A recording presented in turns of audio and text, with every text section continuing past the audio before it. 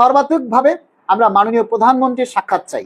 মাননীয় প্রধানমন্ত্রীর কাছে আমাদের অনুরোধ থাকবে, মাননীয় প্রধানমন্ত্রী মহোদয়, আমরা 10 বছরের অভুক্ত, 10 বছর ধরে আমাদের দাবি, আমাদের এই পে স্কেল বাস্তবায়ন।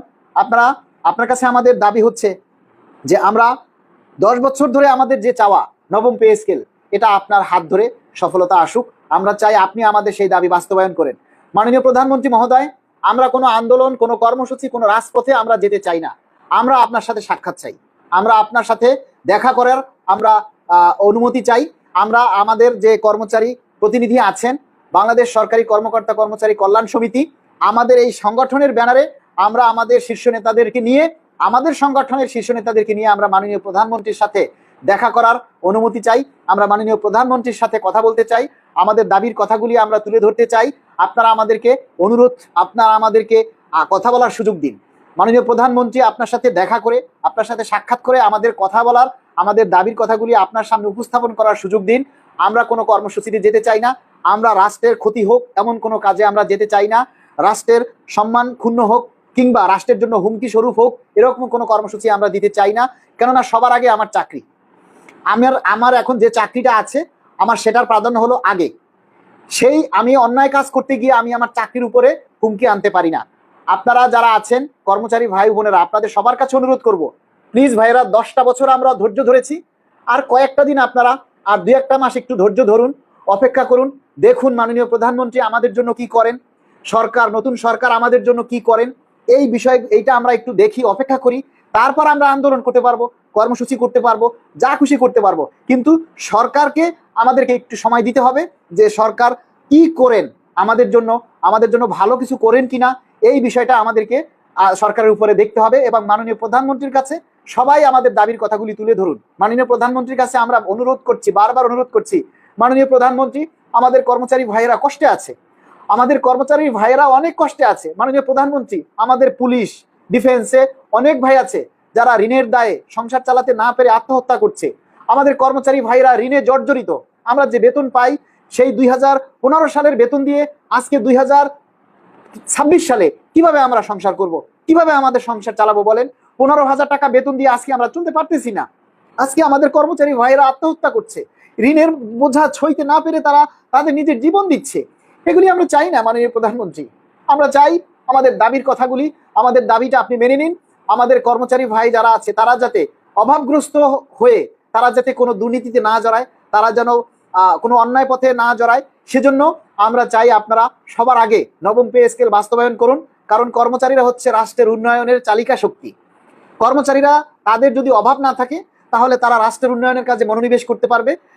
তাদের যদি অভাব না থাকে তাহলে তারা কোনো দুর্নীতিতে জড়াবে না, কোনো অন্যায় কাজে জড়াবে না।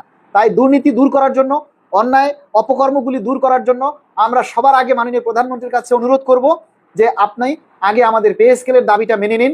আমাদের কর্মচারীরা যাতে সুন্দরভাবে জীবনযাপন করতে পারে, আমরা যাতে দুমুঠো ভাত খেয়ে একটু বাঁচতে পারি, একটু সম্মান নিয়ে আমরা চলতে পারি, এটাই আপনার কাছে আমাদের প্রত্যাশা। প্রিয় কর্মচারী ভাই বোনেরা, আরেকটা কথা আমরা আপনাদেরকে বলতে চাই, বাংলাদেশে অনেক সংগঠন আছে, প্রত্যেকটা সংগঠনে প্রত্যেকটা মানুষের আলাদা আলাদা স্বাধীনতা আছে তাদের মত প্রকাশ করার। প্রত্যেকটা মানুষের অধিকার আছে নিজের ব্যক্তিত্ব প্রকাশ করার, নিজের অধিকারের কথা বলার। আমার যদি আপনাকে ভালো না লাগে আপনি আমার সাথে থাকবেন না, আপনাকে যদি আমার ভালো না লাগে আমি আপনার সাথে থাকবো না। আমাদের মধ্যে কেন এত হিংসা থাকবে? আমার দায়িত্ব তো আমি কাউকে দেইনি। আমার দায়িত্ব, আমার এই ভোরের আলো 71 পেজের দায়িত্ব কিংবা আমার পরিবারের দায়িত্ব, আমার স্ত্রীর দায়িত্ব আমি তো কাউকে নিতে বলিনি।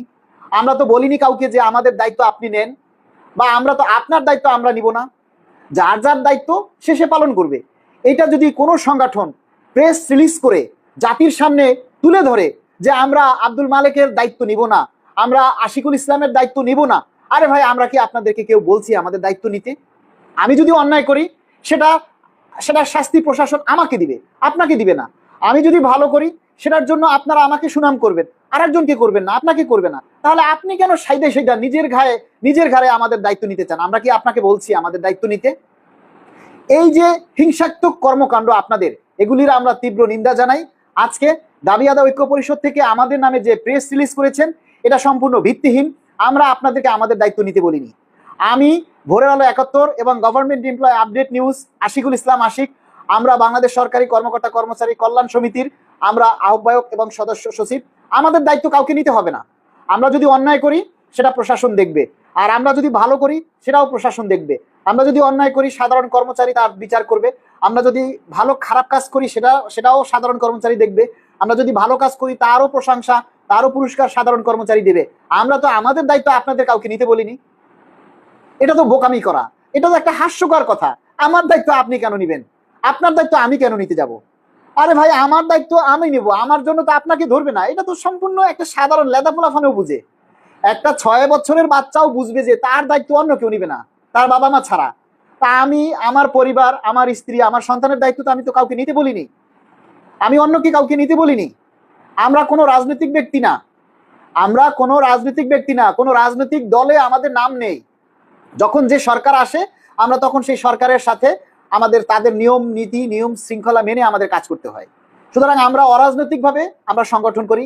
বাংলাদেশ সরকারি কর্মকর্তা কর্মচারী কল্যাণ সমিতি সম্পূর্ণ অরাজনৈতিক একটা সংগঠন, যেটা কর্মচারীদের ন্যায্য অধিকার আদায়ের জন্য কাজ করবে এবং তারুণ্যের শক্তিকে উজ্জীবিত করার জন্য, তরুণদের নেতৃত্বকে উঠিয়ে নিয়ে আসার জন্য, তরুণদেরকে নেতৃত্ব দেওয়ার জন্য আমাদের সংগঠন উন্মুক্ত। সারা বাংলাদেশে আমরা চাই বাংলাদেশ সরকারি কর্মকর্তা কর্মচারী কল্যাণ সমিতির শাখা প্রশাখা সারা বাংলাদেশে ছড়িয়ে পড়ুক। আমাদের দায়িত্ব কাউকে নিতে হবে না, আমাদের দায়িত্ব আমরাই নিব।